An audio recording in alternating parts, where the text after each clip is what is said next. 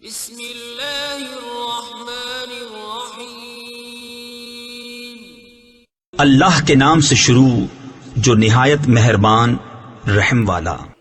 نحمده ونصلي ونسلم على رسوله الكريم اما بعد فاعوذ بالله من الشيطان الرجيم بسم الله الرحمن الرحيم ان الله وملائكته يصلون على النبي يا ايها الذين امنوا صلوا عليه وسلموا تسليما اللهم صل على سيدنا ومولانا محمد معدن الجود والكرم وآله وبارك وسلم۔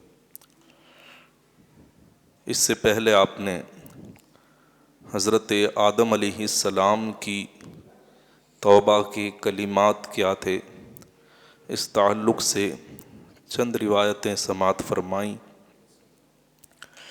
جب حضرت آدم علیہ السلام نے اللہ تبارک و تعالیٰ کے سکھانے سے توبہ کے وہ کلمات ادا فرمائے تو رب کریم نے جنتی یاقوتوں میں سے ایک یاقوت خانہ کعبہ کی جگہ پر رکھوایا۔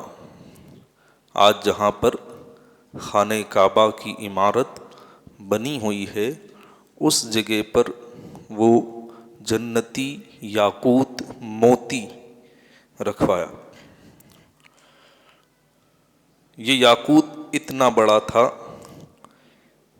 کہ جتنی کہ خانہ کعبہ کی عمارت ہے، وہ موتی سائز میں اتنا بڑا تھا کہ آج خانہ کعبہ کی عمارت جتنی طویل اور عریض ہے، لمبی چوڑی عمارت، بلند، تو ہر حساب سے وہ خانہ کعبہ کی طرح تھا، جس میں دو دروازے مشرقی غربی جانب بنے ہوئے تھے۔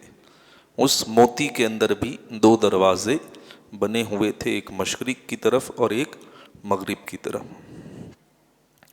اس میں نورانی قندیلیں لٹکی ہوئی تھیں۔ قندیل آپ سمجھتے ہوں گے، لالٹین کو قندیل کہتے ہیں، تو نورانی قندیلیں اس میں لٹکی ہوئی تھیں۔ اس یاقوت کو بیت المعمور کے نام سے موسوم کیا جاتا ہے۔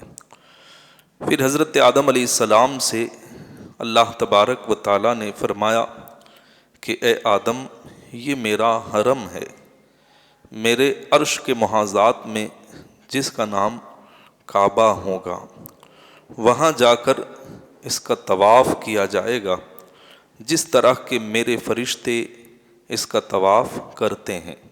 یعنی جس جگہ پر زمین پر خانہ کعبہ ہے، عین اسی سمت میں آسمانوں پر جو ہے بیت المعمور ہے، نورانی کعبہ ہے۔ اور جس طریقے سے ہم زمین پر انسان اس کا طواف کرتے ہیں، اسی طریقے سے آسمانوں پر فرشتے اس بیت المعمور کا طواف کرتے ہیں۔ اللہ تبارک و تعالیٰ نے حضرت آدم علیہ السلام سے فرمایا کہ وہاں دعا مناجات کر کے میرا تقرب حاصل کرو اور اس کا طواف کرو، تاکہ تمہاری دعا بھی قبول ہو اور تمہاری لغزش معاف ہو، تمہارا حج قبول ہو اور تمہاری کوشش مقبول ہو۔ حضرت آدم علیہ السلام نے جب اللہ تبارک و تعالیٰ کا یہ حکم سنا تو آپ خانہ کعبہ کے ارادے سے، وہاں جانے کے ارادے سے اپنا سفر شروع کرتے ہیں۔ سراندیپ سے آپ روانہ ہوئے۔ ایک فرشتہ آپ کی رہنمائی کے لیے اللہ تبارک و تعالیٰ کی طرف سے مقرر کیا گیا، جو راستے میں آپ کی رہنمائی کرتا رہا۔ حضرت آدم علیہ السلام راستے میں جہاں بھی تھک کے ٹھہرتے، اس جگہ کو اللہ تبارک و تعالیٰ سرسبز و شاداب فرما دیتا، وہاں پر ہریالی آ جاتی۔ یہ اللہ کے نبی کے وجود کا صدقہ تھا۔ بعض روایتوں میں یہ بھی ہے کہ حضرت آدم علیہ السلام کا جہاں جہاں قدم پڑتا اللہ اس جگہ کو سرسبز و شاداب فرما دیتا. آپ کے قدموں کی درمیانی جگہ اپنی اصل حالت میں رہتی. اب یہ آپ کے قدم کے درمیان کا جو فاصلہ تھا وہ کتنا تھا؟ صاحب معرج النبوہ لکھتے ہیں کہ دونوں قدم کے بیچ میں جو فاصلہ تھا وہ 3 شبانہ روز کی راہ کے برابر ہوتا. 3 شبانہ روز کی راہ یعنی 3 دن اور 3 رات کی مسلسل آدمی چلتا رہے. اور آپ اس کو شرعی مسافت بھی کہہ سکتے ہیں، یعنی 92 کلومیٹر. 92 کلومیٹر. تو آپ کا قد اتنا لمبا تھا کہ آپ جب چلتے تھے تو دونوں قدم کے بیچ میں ہمارے جیسے، اسی کو ہم قدم کہتے ہیں، تو دونوں قدم کے بیچ میں فاصلہ ہوتا ہے نا. تو حضرت آدم علیہ السلام کے 2 قدم کے بیچ میں جو فاصلہ ہوتا تھا وہ 3 دن کی راہ یعنی 92 کلومیٹر کے برابر. یہ صرف 2 قدم کے بیچ کا راستہ ہوتا. اتنا آپ کو اللہ تبارک و تعالیٰ نے قد عطا فرمایا تھا. حضرت آدم علیہ السلام جب وہاں پہنچے، حضرت جبرائیل تشریف لائے اور انہوں نے حضرت آدم علیہ السلام کو مناسک حج کی رہنمائی کی. اور ان کی رہنمائی میں حضرت آدم علیہ السلام نے وہاں پر حج ادا کیا. جب آپ جبل عرفات پر گئے، اتفاقاً جناب حوا بھی اپنی جگہ جدہ سے روانہ ہوئیں اور دونوں کو ایک دوسرے سے ملنے کا اشتیاق تھا. دونوں چاہتے تھے کہ جنت میں ساتھ تھے، لیکن دنیا میں حضرت آدم علیہ السلام سراندیپ میں اتارے گئے شری لنکا میں، اور حضرت حوا جدہ میں اتاری گئی تھیں. تو دونوں میں بڑا فاصلہ تھا. دونوں چاہتے تھے کہ ملاقات ہوں. حضرت آدم علیہ السلام میدان عرفات میں تھے اور ادھر سے حضرت حوا بھی جدہ سے روانہ ہوئیں، اور دونوں کی جو خواہش تھی کہ یہ جدائی ختم ہو، حضرت آدم علیہ السلام جو جنت میں ساتھ میں تھے وہ مل جائیں. حضرت آدم سوچ رہے تھے کہ حوا جو میرے ساتھ میں تھی وہ مل جائے. ان کی یہ خواہش مکمل ہوئی اور اللہ تبارک و تعالیٰ نے عرفات کے میدان میں دونوں کی ملاقات کروا دی. اور اسی وجہ سے اس مقام کو عرفات کہا جاتا ہے، پہچان کی جگہ. تو یہاں پر چونکہ یہ پہچان ہوئی تھی، حضرت حوا رضی اللہ تعالیٰ عنہا نے جب حضرت آدم علیہ السلام کو دیکھا تو آپ کے اندر اتنی تبدیلیاں آ گئی تھیں وقت گزرنے کی وجہ سے کہ حضرت حوا رضی اللہ تعالیٰ عنہا پہلے پہچان نہ سکی. پھر حضرت جبرائیل علیہ السلام نے تعارف کروایا اور ان کی پہچان ہوئی. تو چونکہ اس جگہ پر دونوں کی ملاقات ہوئی تھی اور حضرت حوا نے حضرت آدم علیہ السلام کو پہچانا تھا، اس لیے اس جگہ کو عرفات کہتے ہیں. اور منا بھی وہاں پر ہے. منا کو منا کیوں کہا جاتا ہے؟ حضرت آدم علیہ السلام سے اللہ تبارک و تعالیٰ نے فرمایا ایو شیئن تمنا، جس کا معنی ہے آپ کس چیز کی خواہش کرتے ہیں.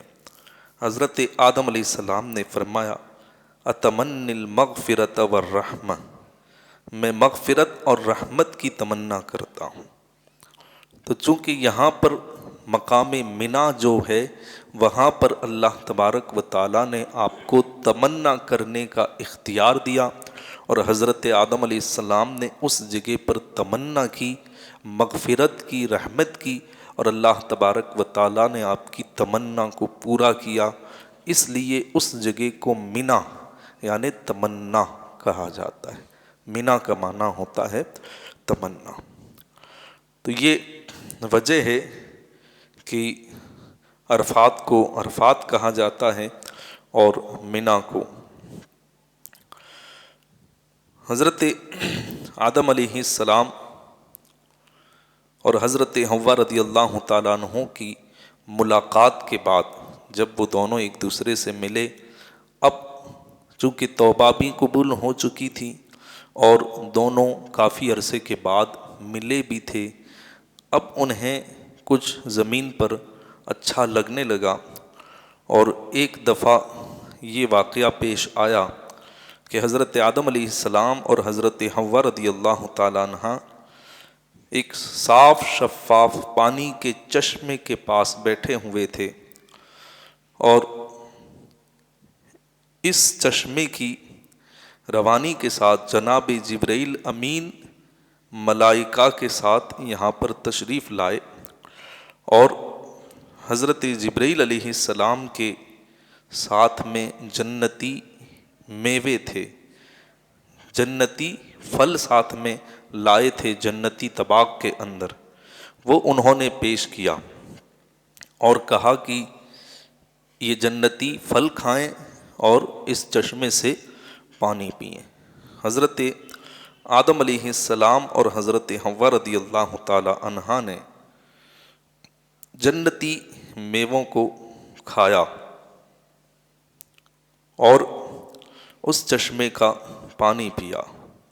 حضرت جبرائیل علیہ السلام کی رہنمائی میں اب آگے یہ معاملہ ہوا کہ دونوں ایک دوسرے سے ملے، نہر جنت میں پھر انہیں غسل کر کے جنت کی خوشبوؤں سے ان کو معطر کیا گیا، اور یہ ملنا جو میاں بیوی کا ملنا تھا، اس ملنے کے بعد حضرت آدم علیہ السلام کے اندر جو نور مصطفیٰ صلی اللہ تعالیٰ علیہ وسلم تھا وہ حضرت حوا کی طرف منتقل ہو گیا۔ یہ ملاقات اور یہ جنتی میوے یہ سب کچھ اسی لیے تھا۔ تو جب نور مصطفیٰ صلی اللہ تعالیٰ علیہ وسلم حضرت حوا رضی اللہ تعالیٰ عنہ کی طرف منتقل ہو گیا، اب فرشتوں کی توجہ حضرت آدم علیہ السلام سے ہٹ گئی، حضرت حوا کی طرف منتقل ہو گئی۔ تمام اعزاز و اکرام حضرت حوا کے حصے میں آ گئے، اور فرشتے زیادہ تر حضرت حوا کی طرف متوجہ رہتے۔ حضرت آدم علیہ السلام نے دیکھا کہ پہلے فرشتے میری طرف متوجہ رہتے تھے، لیکن اچانک ان کا یہ رویہ تبدیل ہو گیا اور اب حوا کی طرف متوجہ رہتے ہیں۔ تو انہوں نے بارگاہ الہی میں عرض کی کہ مولا یہ کیا معاملہ ہے کہ پہلے فرشتے میری طرف متوجہ رہتے تھے اور اب حوا کی طرف منتقل ہو گئے، ان کی ساری توجہ ادھر مبذول ہو گئی۔ تو رب تبارک و تعالیٰ نے جواباً ارشاد فرمایا کہ اے آدم، یہ مقام شکایت نہیں، یہ سب نور محمدی صلی اللہ تعالیٰ علیہ وسلم کی بدولت ہے۔ آج تک یہ نور تمہارے پاس تھا تو یہ سب تمہارے تابع فرمان تھے، اب یہ نور حوا کی آغوش میں جلوہ گر ہے، اس لیے اب یہ تمام فرشتے جو ہے ان کی طرف منتقل ہو گئے۔ تو یہ سب کچھ نور محمدی صلی اللہ تعالیٰ علیہ وسلم کے لیے ہو رہا ہے۔ اب یہ نور حضرت حوا رضی اللہ تعالیٰ عنہا کی طرف منتقل ہو گیا، اور حضرت حوا رضی اللہ تعالیٰ عنہا کی آغوش میں یہ نور کب تک رہا؟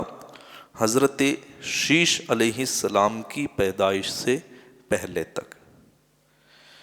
حضرت حوا رضی اللہ تعالی عنہا 29 بار حاملہ ہوئیں، اور ہر مرتبہ ان کے 2 بچے ہوتے، ایک لڑکا ہوتا اور ایک لڑکی ہوتی، ہر بار یہ ہوتا۔